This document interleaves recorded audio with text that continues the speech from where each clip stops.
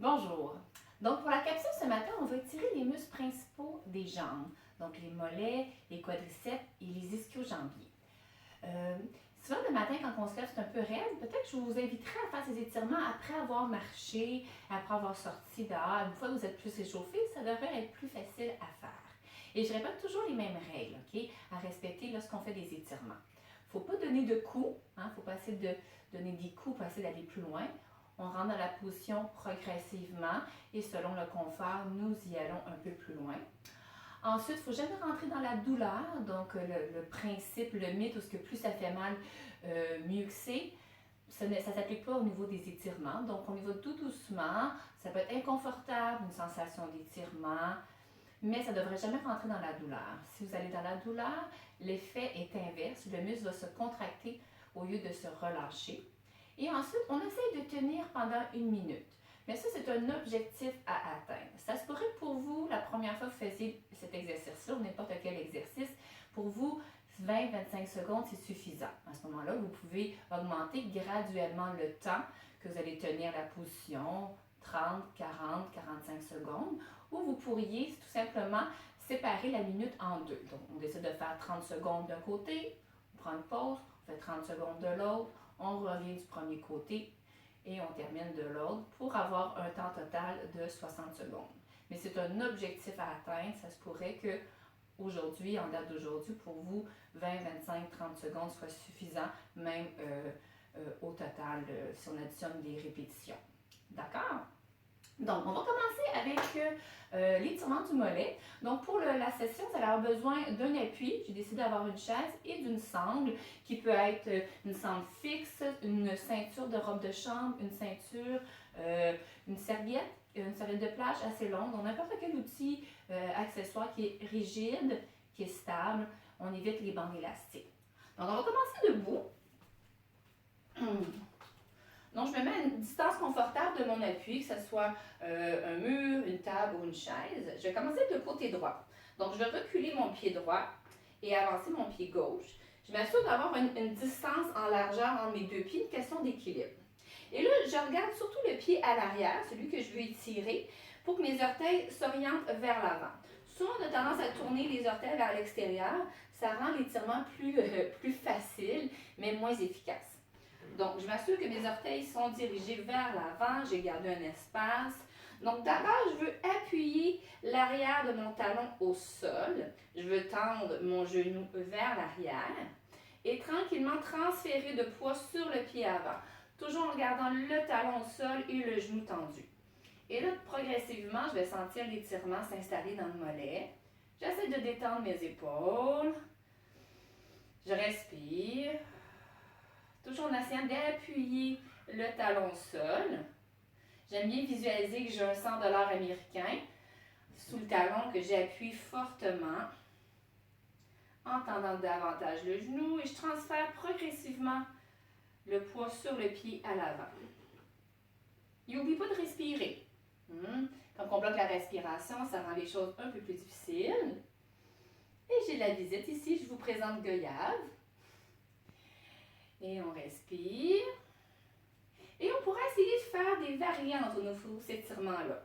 On peut vouloir tourner les orteils légèrement vers l'extérieur, environ un 10-15 degrés, et essayer à nouveau.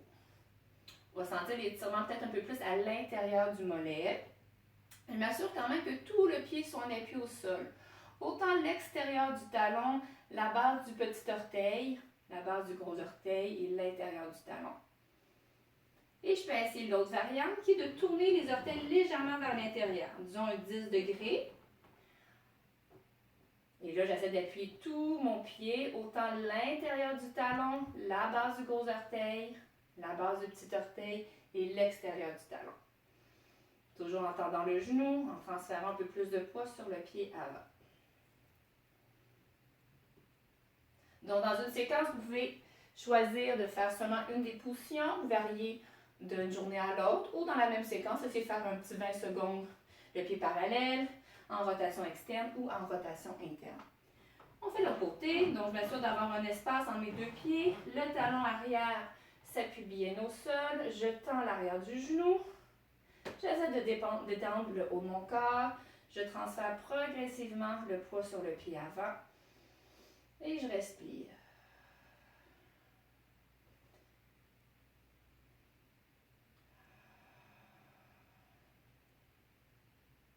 Je peux visualiser mon fameux 100 $ américain. Je ne sais pas pourquoi. 100 $ américain vaut encore plus cher que le dollar canadien. Donc, ça fait une vingtaine de secondes. Je peux essayer une variante, celle de tourner légèrement les orteils vers l'extérieur.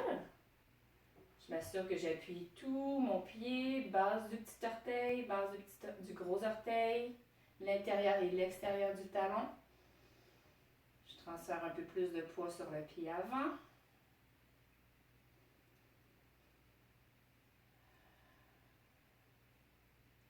On va faire la dernière variante. Je tourne légèrement les orteils vers l'intérieur, une dizaine de degrés. Si par contre ça crée trop de tension au niveau du genou, évitez de tourner trop le pied vers l'intérieur. Donc j'appuie bien mon talon, l'intérieur du talon, la base du gros orteil, base du petit orteil, l'extérieur du talon. Je tends encore un peu plus mon genou. Je transfère un peu plus de poids vers le pied avant. Je respire.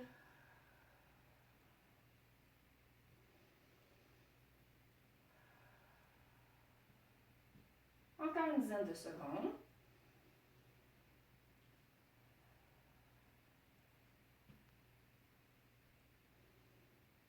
Et je vais sortir tout doucement de la position. Ensuite, je vais poursuivre au sol pour les ischio-jambiers. Donc, c'est un étirement actif. Ça veut dire que je vais solliciter une grande partie de mon corps pour faire l'étirement. Je vais allonger ma jambe droite. Je vais plier mon genou gauche et je vais à peu près aligner mon talon avec le genou et je garde un espace à peu près d'un pied entre mon talon et le genou. Donc, je relâche mon genou, ma jambe gauche vers le sol. Donc, je vais essayer de créer de l'étirement derrière ma jambe. Donc, il faut visualiser qu'on recule l'os de la fesse. Donc, pour m'aider à faire ce mouvement-là, cette intention-là, avec mes doigts, je vais repérer l'os de la fesse et je vais lui donner une direction vers l'arrière.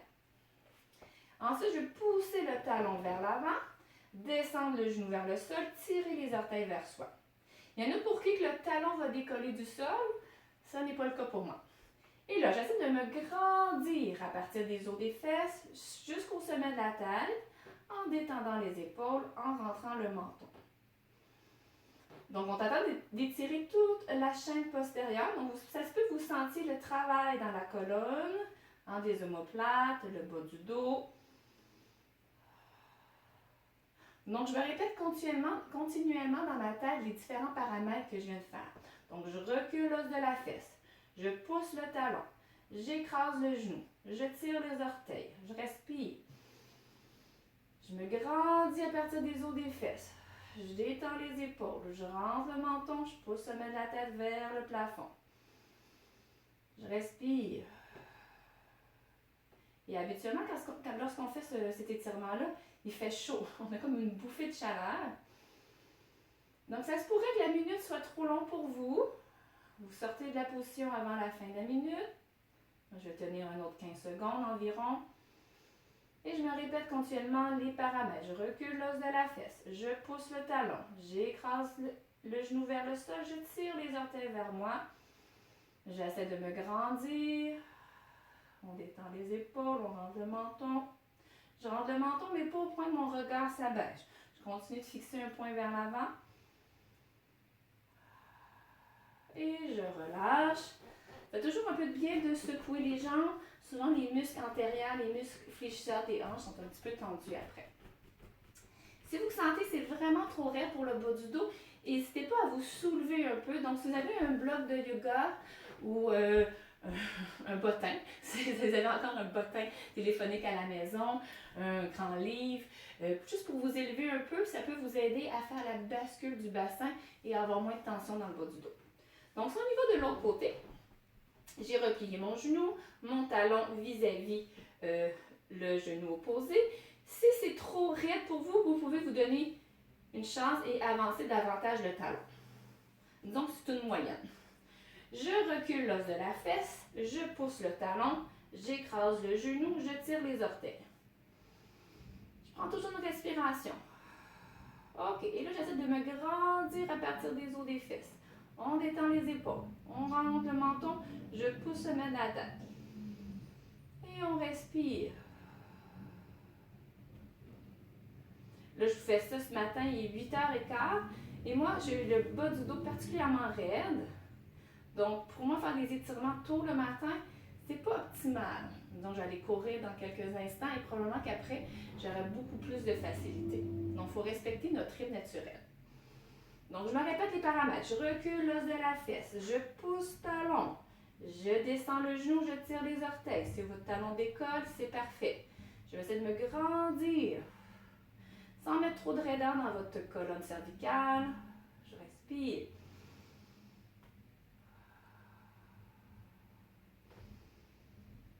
Encore un 15-20 secondes.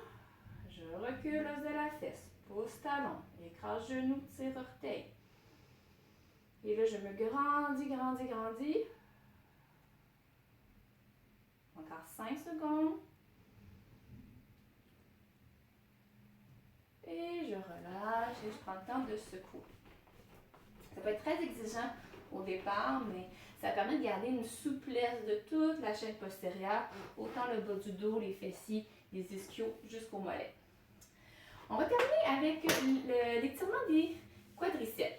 On les oublie souvent, on est moins tenté de les étirer, mais pour ceux qui ont des problèmes de genoux, c'est important que les muscles ne soient pas trop tendus, sinon ils compriment la rotule, met beaucoup de pression sur la rotule. Donc, je vais prendre une sangle, je fais un nœud simple, et là, on va s'installer sur le ventre.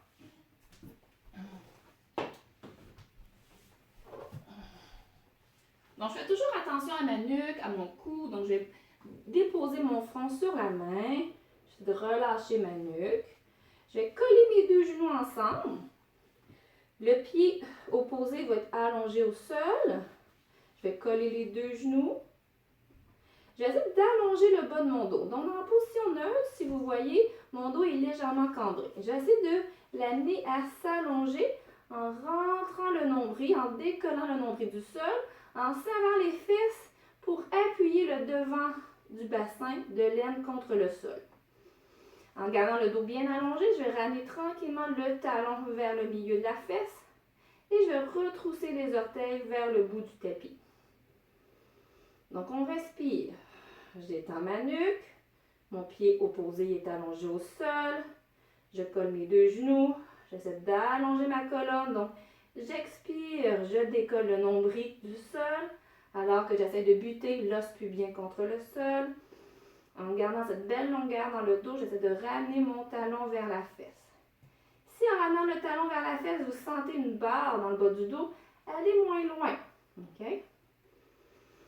On respire. Détendre votre nuque.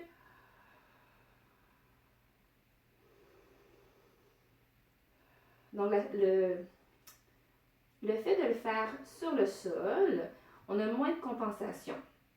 Donc, l'étirement devrait être assez précis au niveau du quadriceps, comparativement lorsqu'on le fait debout, cet étirement-là. On respire. Et je suis allée progressivement. Là, je suis capable d'aller un peu plus loin. Mon muscle est relâché un peu. Dans un inconfort, mais je ne suis pas dans la douleur.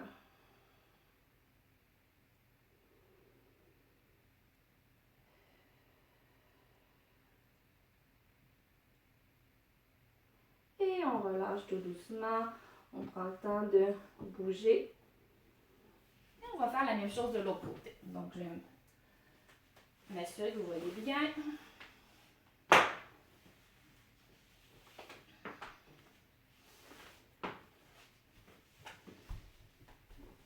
Donc, la même chose de l'autre côté. Le plus long, c'est s'installer. Une fois qu'on est installé, ça va bien. Donc, j'allonge mon pied. Donc, on serait tenté de le faire sans sangle. Mais si je le fais sans sangle, vous voyez, mon dos se raccourcit, mon dos est cambré. On devrait voir des plis dans mon gilet. OK? C'est pas ça que je veux. Je veux avoir le dos le plus long possible. Donc, moi, il m'en manque pas beaucoup, mais la sangle est nécessaire pour moi. Donc, j'allonge mon pied. Je colle les deux genoux. Je me suis assurée que ma nuque, mes épaules étaient détendues.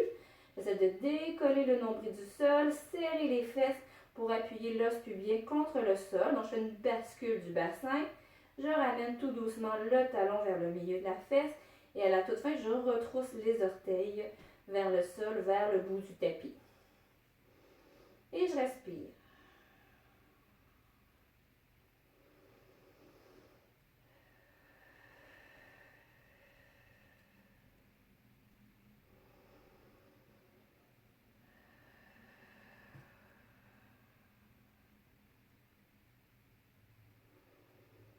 Donc, à chaque expiration, j'essaie de décoller le nombril, serrer un peu plus les fesses.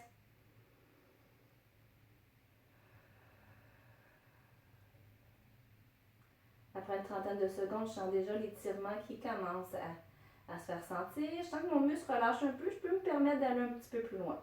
Pour moi, du moins.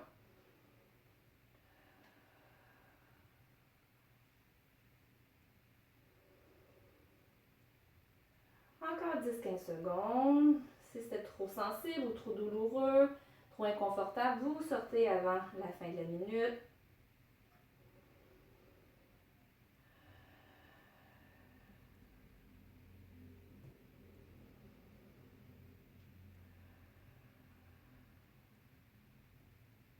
Et je vais sortir tout doucement de la position. Voilà. Donc, je vous rappelle que là, si c'est la première fois que vous faites ces étirements-là, ça se pourrait que le corps réagisse. Laissez-vous une chance d'apprivoiser les étirements, savoir le dosage que vous devez y mettre, donc l'intensité, la durée, la fréquence.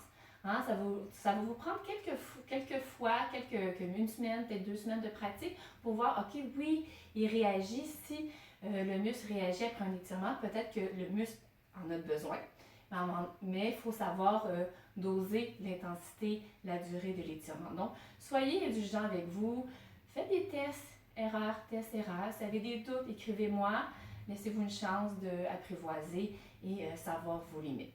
Donc, je vous souhaite une belle journée. Au revoir.